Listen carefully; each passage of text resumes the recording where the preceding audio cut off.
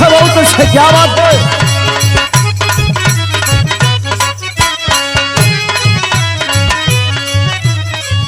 बड़ा बढ़िया गीत के संकेत कैला हमारे मास्टर साहब। कोनो नई नवेली दुल्हन अपने मन से दू से नाराज हो गई बा। मन से धू दुल्हन से पूछ रहल हुआ कैसन नाराज बाड़ू, कैसे? अरे हमारे से धन बल काहे खिसियाइलू,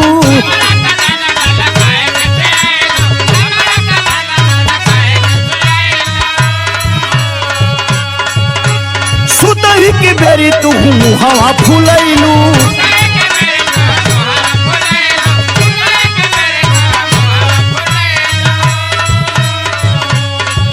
अरे हमारे से धनी बल काहे खिसियाइलू, सुतही की बेरी तू हवा फुलैलू। अरे लगे लगा रमिया बेनिया डोलाई देता हो ना,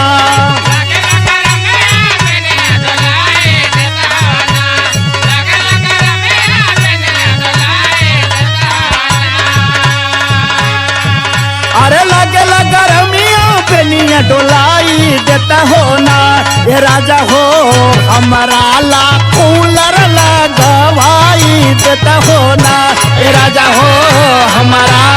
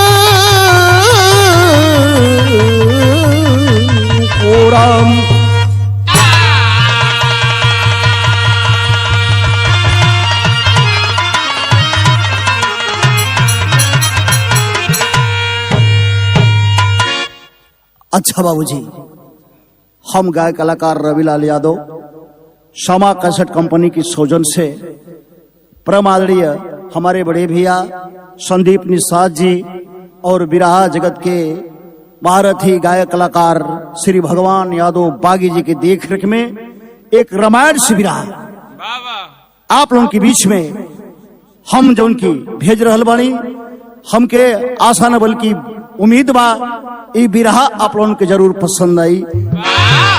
भूमिका के अंदर कवि जी लिखते हैं कैसे?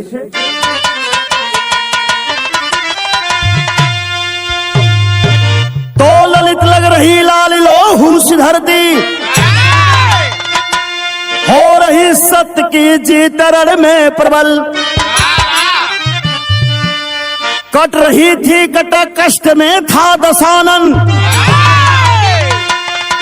हो के चिंता में बैठा मगल में बिकल, प्रतिशोध की आग बुझती न दिल से, लंकेश अपने और में बेचारा, बल और बुद्धि मेरी हार मानेगी कैसे, यमराज भी जिसके बल से है हारा,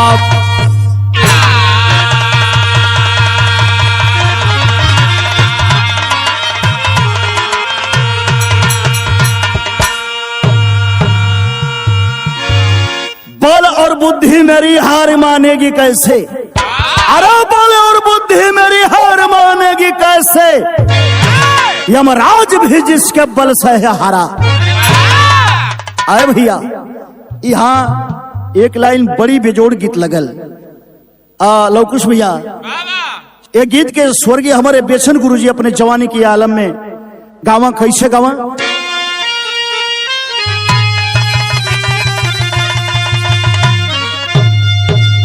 अरे अब के चाता चातना पवालू, अरे ऐसन चुड़गुल जवानी में, अरे ऐसे मचल मचल के चलबू, ऐसे मचल मचल के चलबू, लग जाई आग पानी में, ऐसे मचल मचल के चलबू।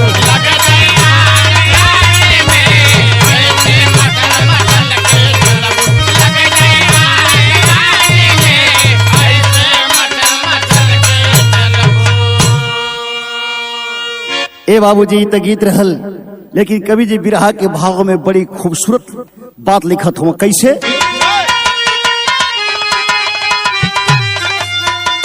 और बल बुद्धि विक्रम तेज चमकता, और बल बुद्धि विक्रम तेज चमकता, और बल दई बजरंगी, अरे काल भिका पे नाम सुन के, काल भिका पे नाम सुन के रघुराई के संगी है, काल भिका पे नाम सुन के।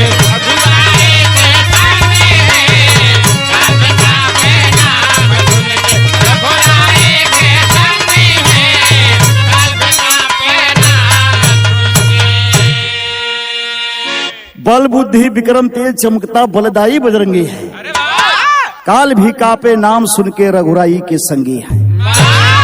ए भैया यहीं से कहानी का शुरुआत हो गई। कैसे?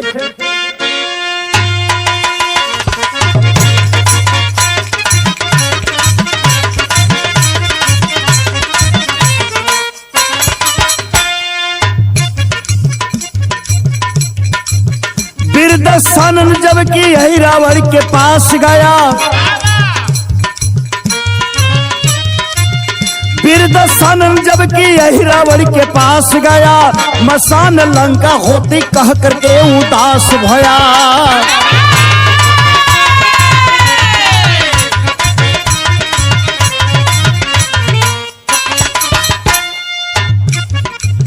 लाज खानदान की बेटा तुझे बचाना है,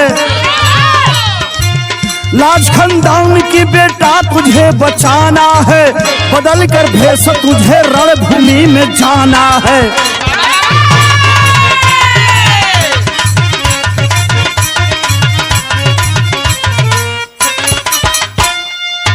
पकड़ कर राम और लक्ष्मण को यहाँ लाओ तू, पकड़ कर राम और लक्ष्मण को यहाँ लाओ तू, बंधन कर बैरी का बदला बेटा चुकाओ तू।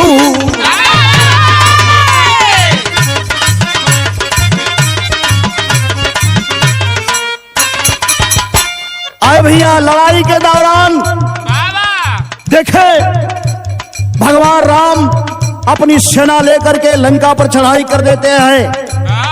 रावण से घमासान युद्ध हुआ। घमासान युद्ध होने के दौरान रावण की सेना मारी जाती है। रावण भागकर पातालपुरी में गया, जा करके अपने बेटा अहिरावण से सारी व्यथा को बताता है। कहा कि बेटा बदला तुम्हें लेना है। देखें तब हल्का हंसा यही रावण याद खे मैं अंदर जाऊंगा, हंसा यही रावण याद खे मैं अंदर जाऊंगा, चुरा कर राम और लक्ष्मण को यहाँ लाऊंगा।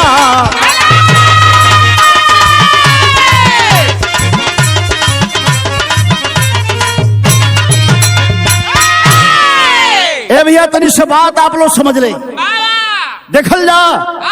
आज रावण हंस के कलश के पिताजी आप तनिक भी चिंता मत करी, मैं अब बच जाता ही राम और लक्ष्मण के लेके चली आवत है।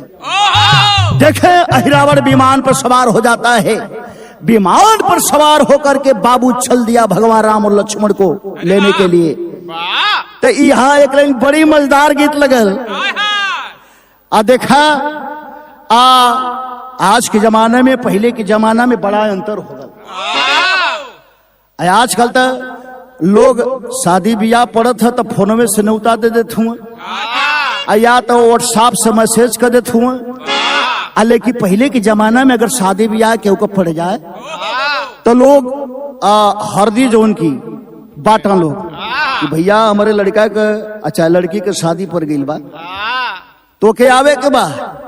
लेकिन देखा पहले के जमाना का हम बात बताओ थी, और जब शादी ब्याह के ऊपर पड़ जाए अगर नौता आदमी दे दे बारात करे के तो 10 दिन पहले में से लोग अपन तर तैयारी में जुट जा, तर तैयारी में जुट जाम। पहले का कुल जो उनकी व्यवस्था ऐसा रहल, आजकल तमाम निरमा पाउडर तमाम व्यवस्था हो गल है। पहले के जमाना में रे ढेर जना के आज के जमाना में मोल में ना रे का चीज होला देखा रह रहल। वही से अपन जो उनकी कपड़ा साफ हो कई के चमौदा जूता रहल, रेडी का तेल पहले में से सुखवाई दलो। देखा धोती कुर्ता वही जो उनकी मतलब लौड़ के हुरे में टांग के नाचत गावत लछारी नाचत गावत जो उनकी फर्री मारत अपन जो उनकी छल दलो। जब दरवाजे पहुंचे तो जाए के देखा लछारी गावा कैसे नाचे।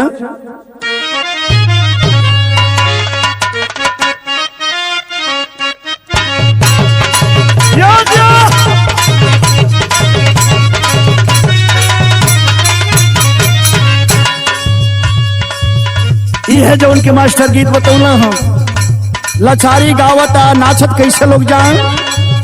अरे जैसे नवे बसवा की हुकाइनिया, अरे रामा बसवा की हुकाइनिया, वैसे गोरी नहीं के चल पूना।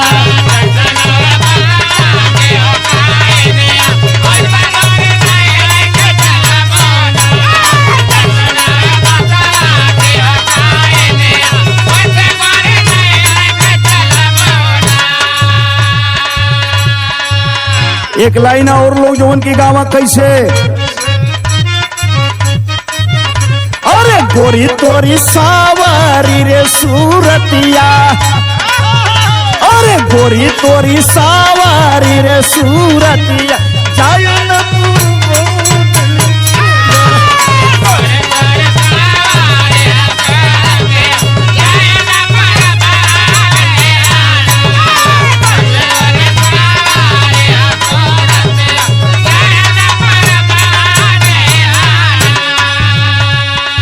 तो गीत रहला आप लोगों के मनोरंजन बदे भैया। लेकिन आज देखे अहिरावण विमान पर सवार होकर के चल दिया भगवान राम और लक्ष्मण को चुराने के लिए। तो हुआ क्या? अरे उड़लिया ही रावण कैखो भी मनावा, उड़लिया ही रावण कैखो भी मनावा, धरती का गनावा कपे होना।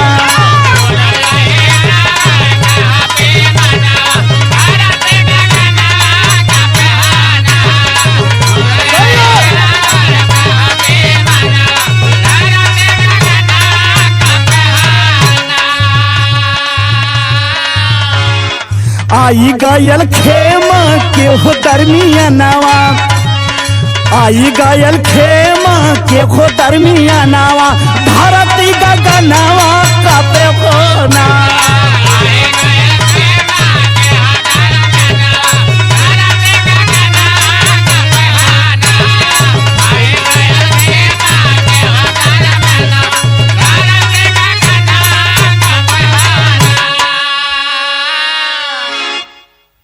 ए भैया देखे अहिरावण पहुंच गया जहां भगवान अपने पूरे मंडली के साथ जंगल में विश्राम कर रहे थे।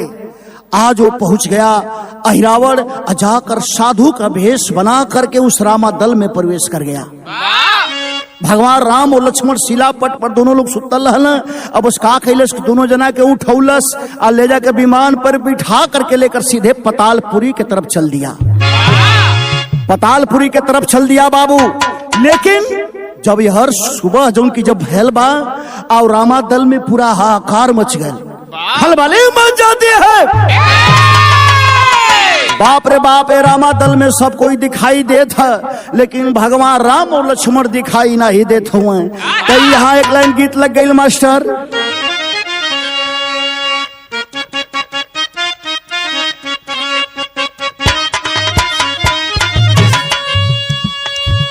वह गीत का लाइन बाम, अरे हम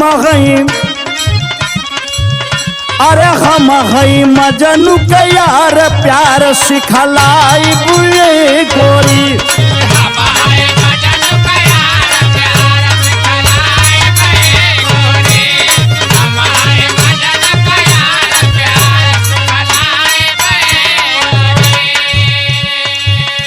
देखे रामादल में हाहाकार मच जाता है, चारों तरफ लोग भगवान राम और लक्ष्मण को खोज रहे हैं लेकिन दिखाई नहीं दे रहे हैं। लेकिन हुआ क्या, अरे लौकना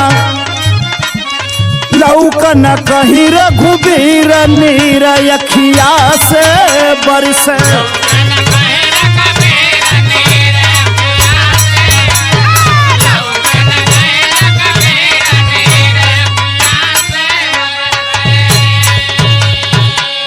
जब बात का खबर हनुमान जी के कान तक पहुंचल बा, हनुमान जी तुरंत गदा उठा के चल डाला भगवान राम और लक्ष्मण के खोजे खातिर। कैसे, और चल कबीराई झटपटा वाला गावे,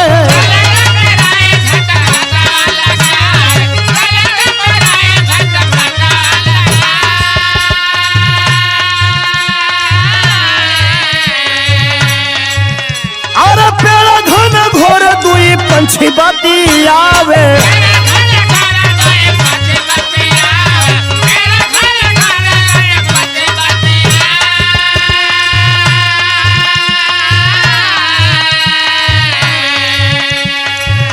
अरे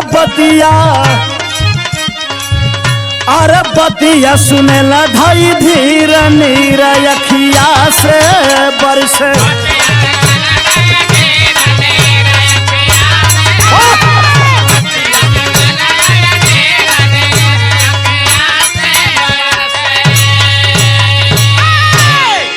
ए बाबू देखे, हनुमान जी खोजते खोजते एक वीरान जंगल में पहुंच जाते हैं। अब धीरे धीरे मजे का थकान हो गल इनके। एक ठे विशाल पेड़ देखल, सोचल कि छायेदार बात तनी से आराम कैली, तब फिर एक बात भगवान राम और लक्ष्मण के खोजे खातिर चलब। वही विशाल पेड़ के नीचे अपन गदा रख के देखे बाबू आराम करने लगते हैं। और तब तक देखे हुआ क्या, विदेशिया की लाइन में लिखना पड़ा।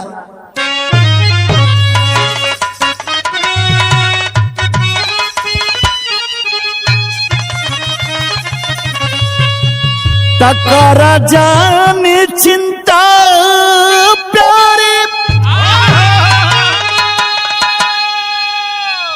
सुन मोरे बतिया वो,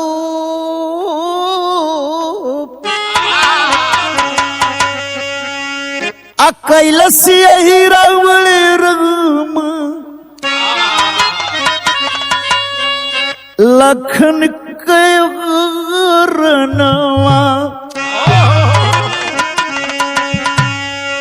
जौने पेड़वा के नीचवा जौन की आराम फरमावत रहला हनुमान जी, वही पेड़वा के ऊपरा दो ठे हंस और हंसनी दोनों अपने में बतियावत बनन। का बतियावत बनाए, हो त भोरा सिया के सिंदूरवा धुआई जाई,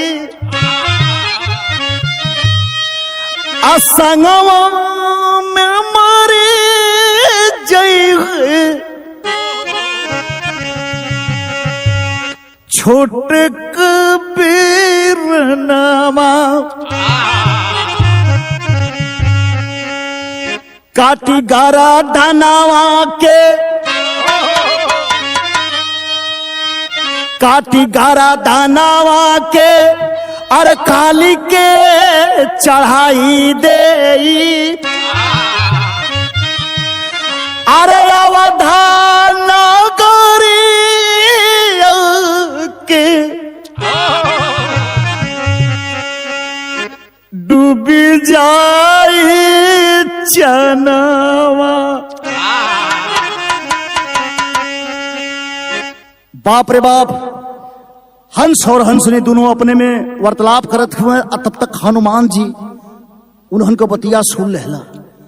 हंस हंसनी अपने में यह बतियावत रहना। ए सैया हंसनी अपने हंस से कह रहल बा कि हे सैया, भगवान राम और लक्ष्मण के चोराई के जो उनके लेके गए बा यही रावण पतालपुरी में। होत बिहाने ए सैया भगवान राम को गर्दन काट के अकाली के जो उनकी बलि चढ़ा दे।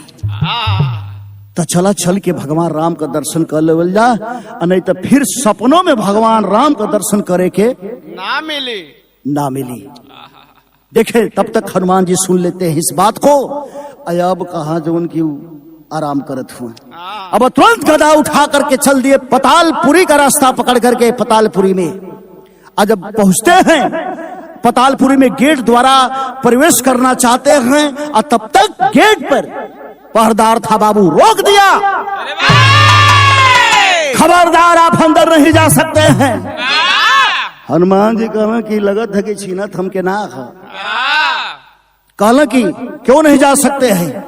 वो पहरेदार कहा कि जब तक मेरा मालिक आदेश नहीं होगा तब तक आप अंदर नहीं जा सकते हैं।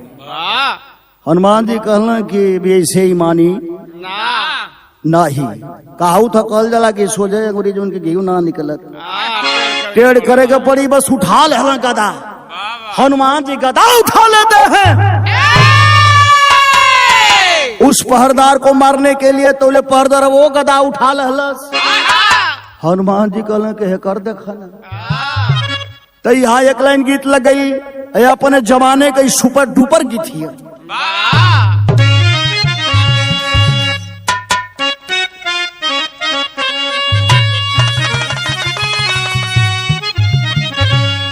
ए भैया देखा, दू ठे सखी रहली, दोनों के संगही गौना बिया हो गल। दोनों ससुरे गईली सो, फिर विदाई भइल चलीली सो नहीं हरे। खाची खुरपी उठौली सो पहुंच गई सो उखी की खेत में। लवकुश भैया उखी के खेत में पहुंच के दोनों अपने में बतियावत थी सो कि सखी तोरे जना का करेल। कल से ठोरी की ए सखी, हमार तो जो उनकी राजमिस्त्री हुआ ईटा जोड़े का काम करेला। ए सखी तोर तो बड़ा निम्मन बना रे, तोर रे सखी। करे सखी पूछ मत, हमार तो समझो कि अब किस्मतिये फूट गई है। का कैसन है सखी? तारे हमार तो एक नंबर का गजेड़ी मिल गए। जितना माई बाबू दहेज में लोटा थरिया दे रहना, कुल जवन की बेच के गाजा पी गलस।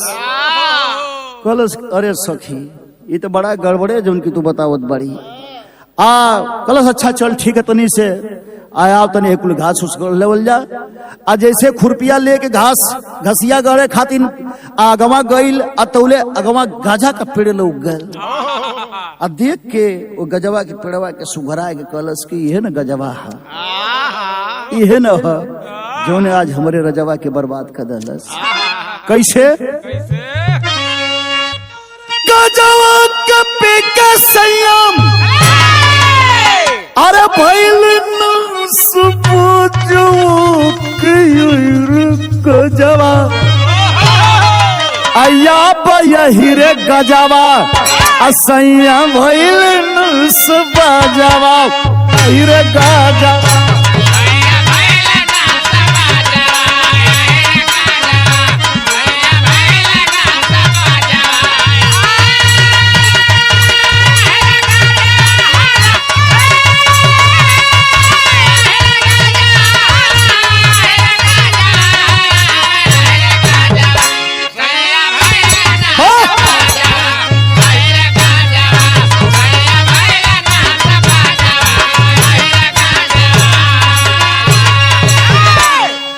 ए भैया ये तो गीत रहल आप लोगों के मनोरंजन बदे, लेकिन देखे आज हनुमान जी गदा उठा लहल।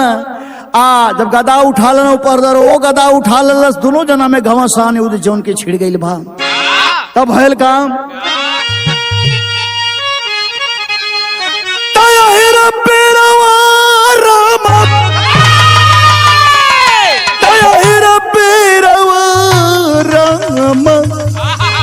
अब यही रे पीरवा अब यही रे पीरवा क्रोधित भइले तेहि छानवा आहि रे पीरवा।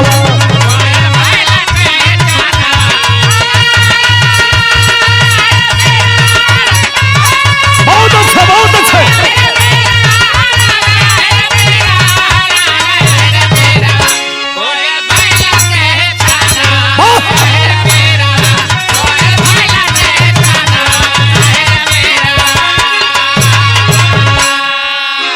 वो परदार और कोई नहीं था, वो परदार मकरध्वज था बाबू।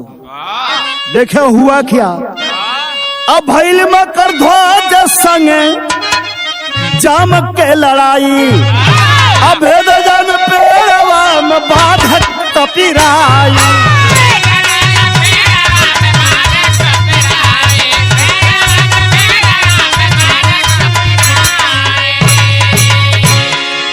तार छिप कर पहुंचा यही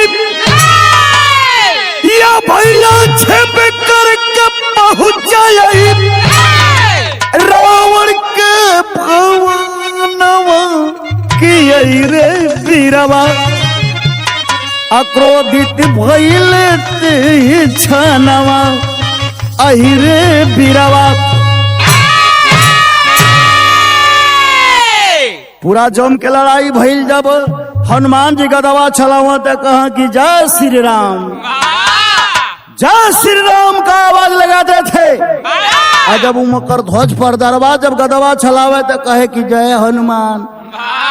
हनुमान जी कहना रुक रुक रुक रुक, खड़ा हो गल। तो कौने हनुमान का नाम लेते हुए कलश की जवन हनुमान भगवान राम की संगवार है ना, वही हनुमान का नाम लेते हैं। कल रे मूर्ख, वो हनुमान कोई दूसरा नहीं, वो हनुमान मैं ही हूँ। आज बेतरी बाज अल्लस अब तुरंत गदा फेंक के साष्टांग प्रणाम कैलस। कलश की मुझे क्षमा कर दीजिए, अनजाने में हमसे बहुत भारी भूल हो गई। आप ऐसा कीजिए कि इस खम्भे में मुझे बांध दीजिए और बांध करके आप अंदर चले जाइए। मेरा मालिक भी देखेगा तो सोचेगा कि मेरा नौकर मजबूर था, इसलिए दुश्मन अंदर प्रवेश कर गया। खम्भे में बांध करके बाबू और हनुमान जी जो उनके अंदर जब प्रवेश कैल तो देखल का भी रहा कि शैली में लिखना पड़ा।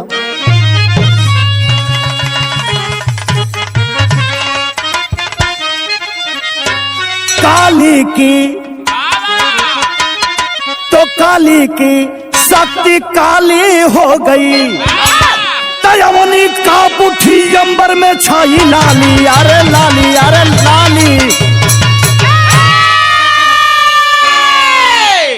जब अंदर पहुंचलो देखला कि मजे का काली जी आसन लेके जौनार अपन करत है, तो काली को पैर से दाब दिए,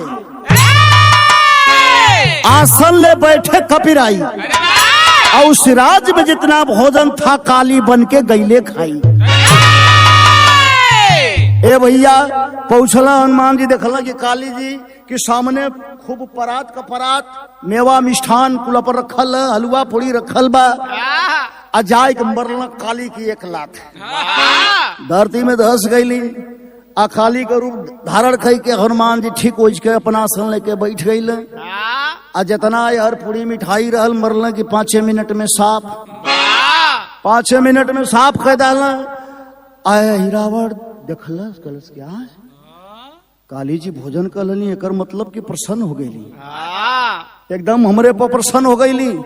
देखे बाबू आज हिरावण नंगी तलवार रह करके भगवान राम का गर्दन काटने के लिए छल दिया बाबू। आज जब छलल है बस देखे हनुमान जी तुरंत काली का रूप जो उनकी छोड़ के असली अपने रूप में आए के गदा उठाए के बाबू अच्छल दहना जो उनकी ओ हिरावण के मारे खाते। तो यहाँ एक बड़ी बेजोड़ गीत लगल मास्टर।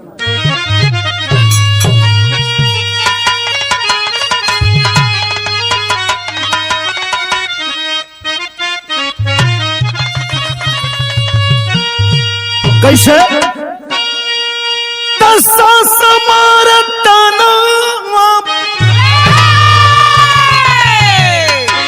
और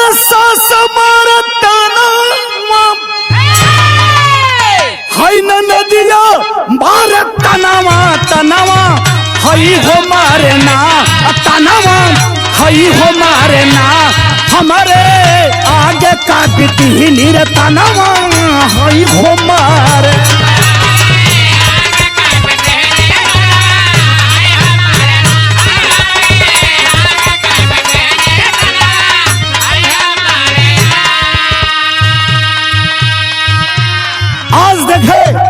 आज अहिरावण में और हनुमान जी में युद्ध छिड़ गया बाबू, छिड़ जाता है। लेकिन हुआ क्या? मार कतन बनवा नहीं तर मार कतन बनवा नहीं गिर दुश्मनवा मनवा धूमिल भइले ना मनवा धूमिल भइले ना धन रे जान जान ललना मनवा धूमिल भइले।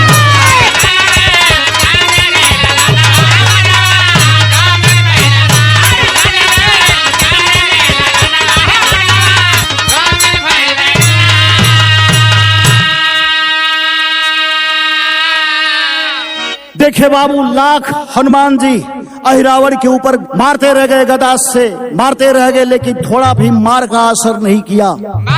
अहिरावण को हनुमान जी सोच जाते हैं कि कुछ राज है, कुछ राज है। देखे लड़ाई को रोक देते हैं। लड़ाई को रोक करके अब पहुंच गए अहिरावण के औरत के पास। जाके कैला का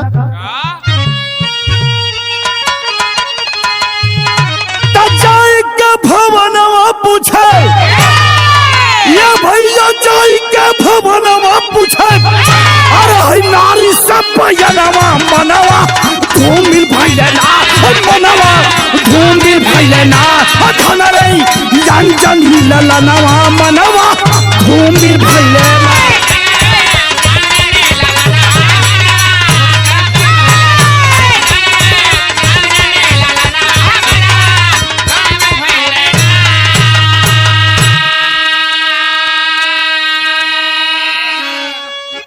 ए भैया पहुंच गए ना अहिरावण की औरत के पास। जाए के बड़ा प्यार से पूछ रहल हुआ कि लड़ाई के दौरान तुम्हारे पति के ऊपर लाख हम गदा का मार बरसावत रह गई, लेकिन तनको मार असर ना कैला। तो कहलस कि हम जानत है, लेकिन बताइब ना। तो देखा ये भैया मेहरारून अगर खूब नाराज रही सो तब मेहरारून के फुसलौले का बहुत बढ़िया तरीका है। रोज रियावत हो जब जानत हो कि मेहरारू नाराज है, खाली बस केरो से घूम के बाजार से घूम के खाली इतने जाके घरे कह दे के पिंटू ए पिंटू पिंटुआ रे, अरे आज तोर मामा भेटा लना रे। जब इतनी बात मेहरारू सुनी तो कही कि तजी आवे ना कल का कल कितने समय सिंचाई चलत है, जरूर हम आई पहुना। अब इतने पर खुश हो जाई। आई देखा तो वही तरह हनुमान जी मोहनी मंत्र अपन लगा दे कि बता दा जवन कहबू तो हनुमान जी, लेकिन बता दा। कहलस कि ना हम ऐसे ना बताई, कैसे बताइब? कहला कि अच्छा बता दा। देखा पूछ रहल हुआ हनुमान जी अहिरावण की औरत से उ कह रहल बा, का कह रहल बा?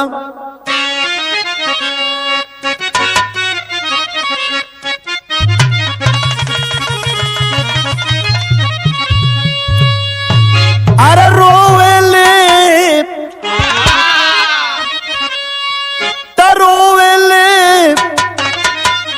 गुजरिया आंसू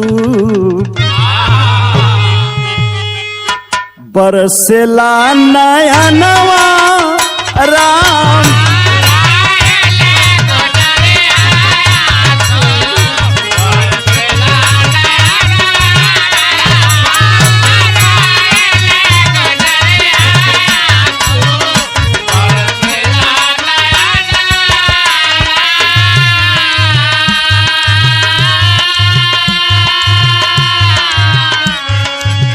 सोच रहल बा कि आखिरकार इराज का बात हम बताएं तो कैसे बताएं, कैसे कैसे बताए हम स्वामी का मरनवा राम रोवेले गुजरिया आंसू रोवेले गुजरिया आंसू बरसेला नयनवा राम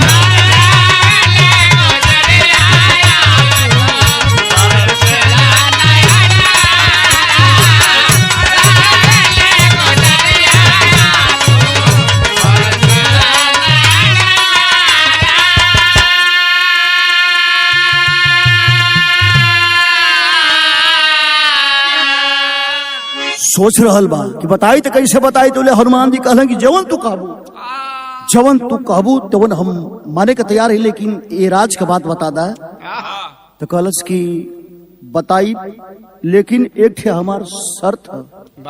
का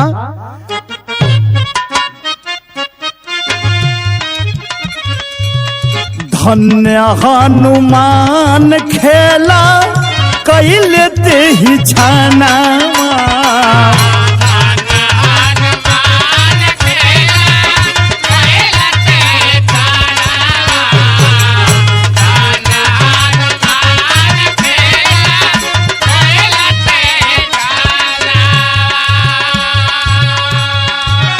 मोहित होके मांग कपी राई से मांगनवा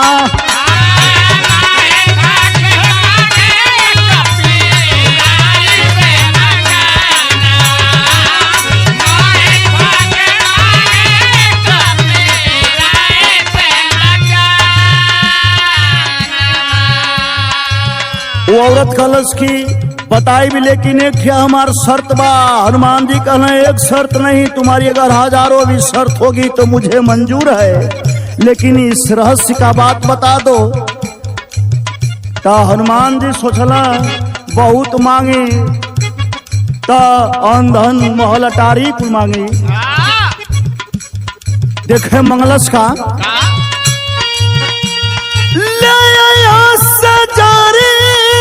पर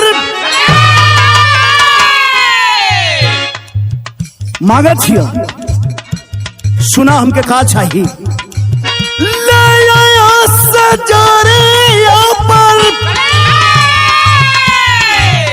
दशरथ ललनावा राम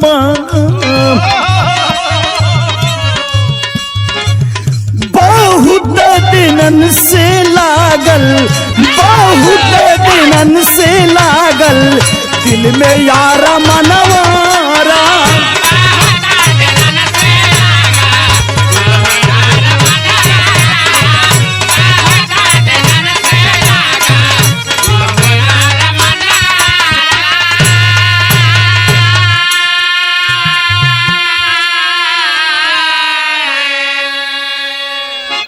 होश उड़ गल हनुमान जी का।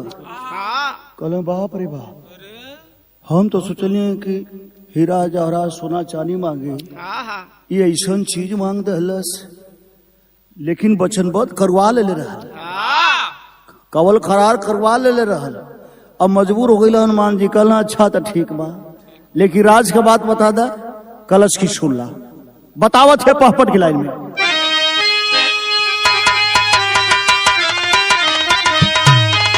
अरे सुन लो बतिया दे दे सहारा बाप बाग के बजरंगी। और सुन लो बतिया दे दे सहारा बाग के बजरंगी। अब जान बचावे महल में दुई भावर बाबा के बजरंगी।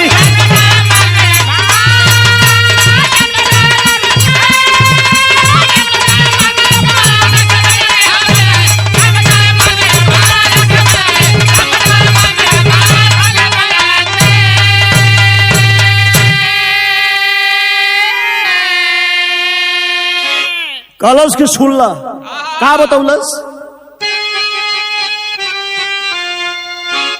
कलश के पूर्व जन्म में वो भौरन का स्वामी जान बचवला हो, बरदल अमर तत्व कया के दोनों राण मचवला हो, और गदा हिलावत चलत हला पहरवा बाकी बजरंगी, अया हिरावण का जिंदगी भाई जहरवा बाके बजरंगी।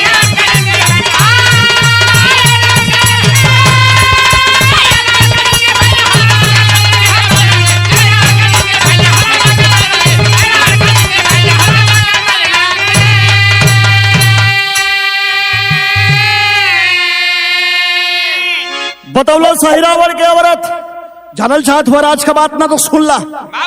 पूर्व जन्म में दू ठे भौरा रहल, दोनों भौरवन के कोई मारत रहल, हमार सैया जाए के उन्हन के जान के बचा लेहला। यही से हमरे सैया के वो भौरवा अमर तत्व को वरदान दे देहला। तू लाख गदा से मारत रह गेले, यही से तनको मार असर ना कैलस। जा जा पहले ओ भौरन के मारा और तब एकरे बाद हमार पति बरिया बारे दुल्हन बारे में हरारू बस एगो सपना साकार करे खातिर कि भगवान राम एक दिन एक रात हमरे लगे सुत जाइए, यही सपना साकार करे खातिर इतना बड़ा त्याग जवन की इतनी बड़ी कुर्बानी देवे जाती है। तो आल्हा की लाइन में लिखना पड़ा।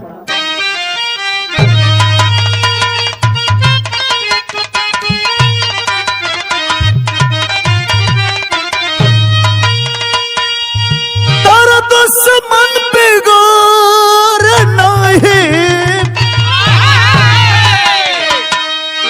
पाए दुनिया में, अपना से होला सब जग में लचा,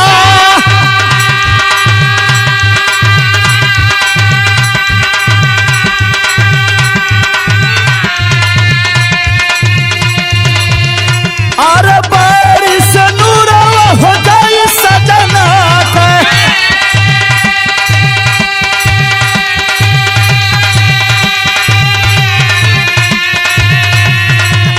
अरे जवन से नूर मंगिया के होला हो सिंगार,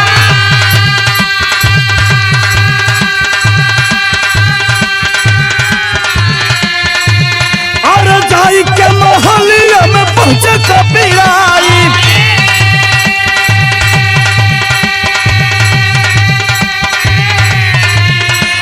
जाई के मोहल्लिया में पहुंचे कबीराई,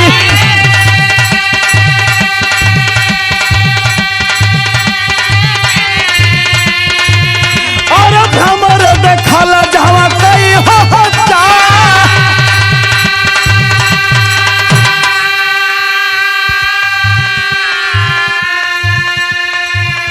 अरे मारी मारी भौरन का लेवला परनावा,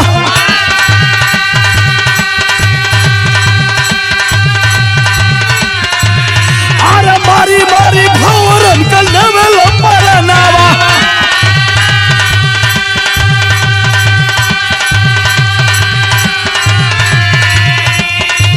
अरे बच्चा का भौरा भले उन्हें हुक्म,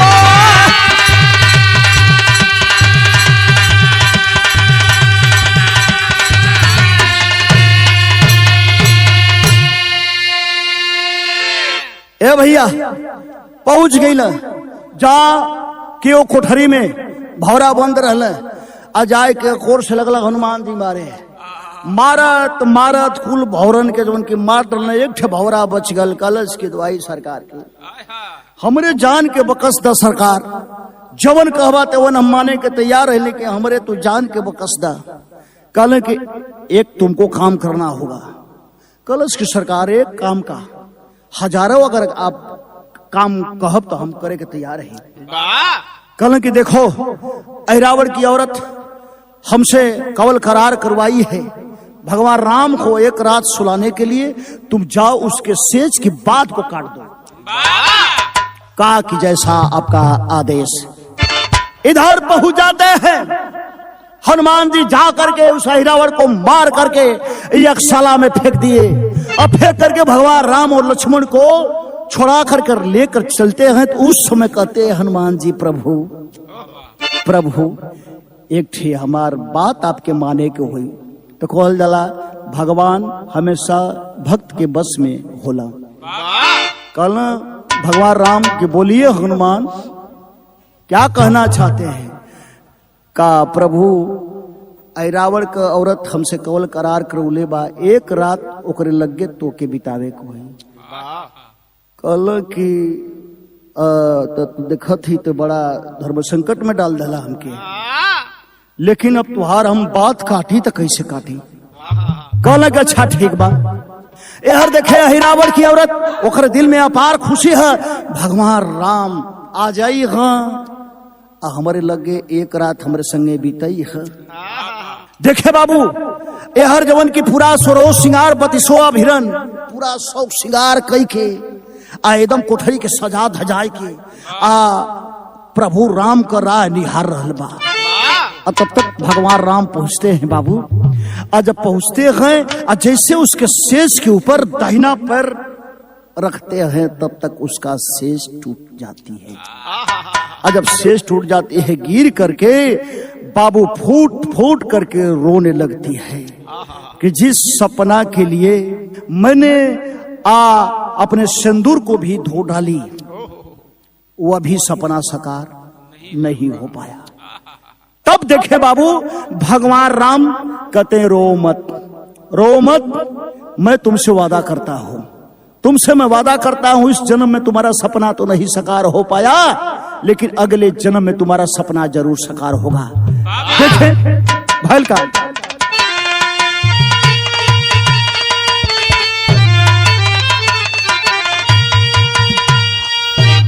तारा द्वापर युग में या भैया द्वापर युग में तुहारे हम पूजाई बेअसिया तजैया बाज मधुबन में मोहन का बसिया।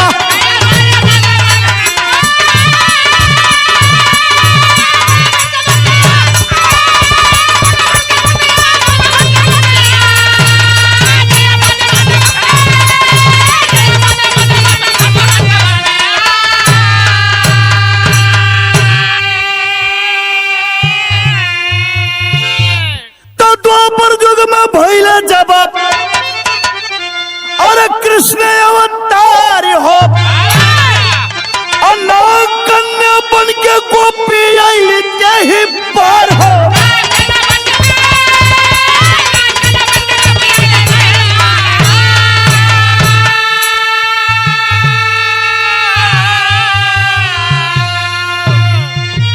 अरे कालिंदी तट तवरास राजवल मन बसिया जैया बाजे मधुबन में मोहन का बसिया।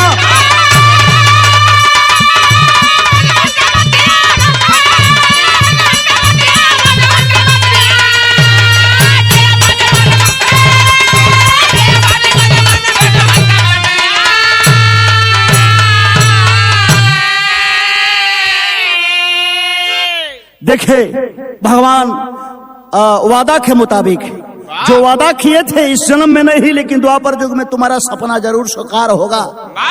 वादा के मुताबिक भगवान द्वापर युग में कृष्ण के रूप में अवतार लेते हैं और वो ऐरावण की औरत नाग कन्या के रूप में अवतार लेती है बाबू। दोनों लोगों का कालिंदी तट पर मुलाकात होती है, अपना रास रचाते हैं, सपना और आज द्वापर में साकार होगा। आखिरी लाइन में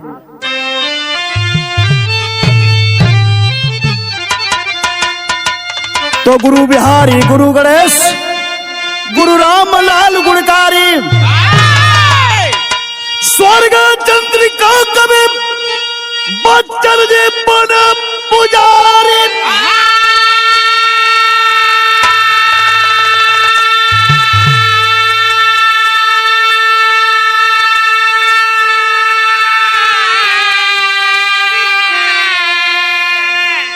अरे राम काले की शक्ति काली हो गई, मास का बजाय बजाय कर